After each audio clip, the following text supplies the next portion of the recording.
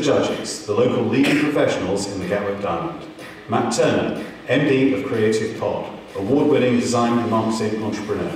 Lorraine Nugent, Managing Director of Media Word Waves, Public Relations Specialist for the Gatwick Diamond. Matt Tyson, MD of Richard Place Dobson, leading chartered accountants and business advisors, trading over 100 years and specialising in the charity and not-for-profit sectors.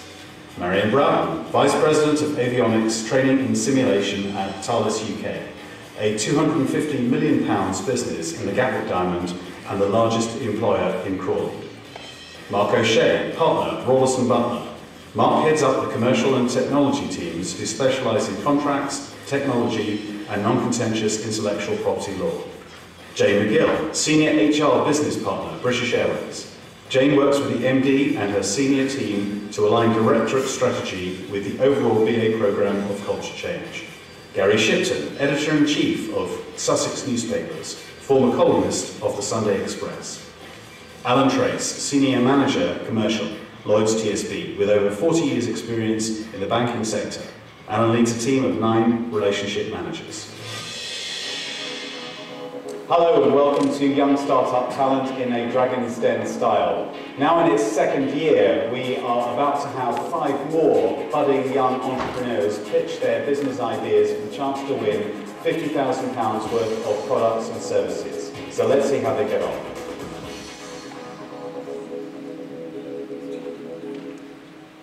Textbooks from students at the end of their study and sell them back to students just about to start and organise it all on the internet. Seems a brilliant idea, and it's what's being done by 2 17-year-old students who've just won Britain's Young Startup Talent Award and $100,000 of services to relaunch recycleabook.co.uk. It worked on a local scale, they now want to roll it out nationwide, and they are Thomas Williams and James Sear.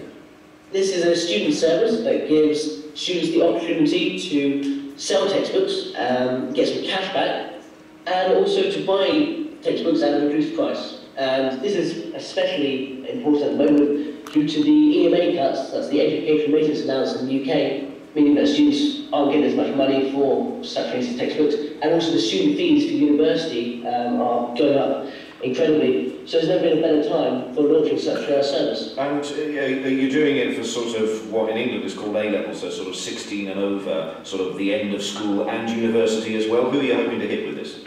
When we're first launching, we're hoping just to target 16 to 18, so A-levels, but there's also a lot of potential in university and other markets as well, so when we expand, we're to target those areas as well. Now, the business is obviously going to be really big at the beginning and the end of every academic year. What do you propose that happens for the rest of the year?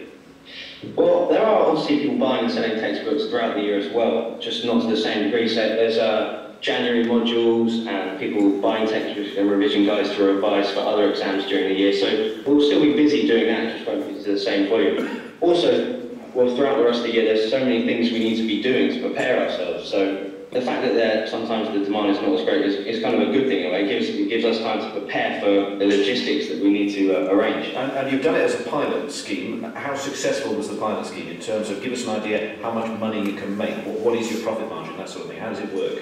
Okay, well, as an example, from our pilot test we ran last year, we received over 300 textbooks, and that's just from sending one email around the college, and we only had to sell 17% of them to break even on those costs.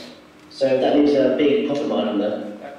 Not sure it's going to be as big as Facebook, but it soon seems like it's doing quite well already. Recycleabook.co.uk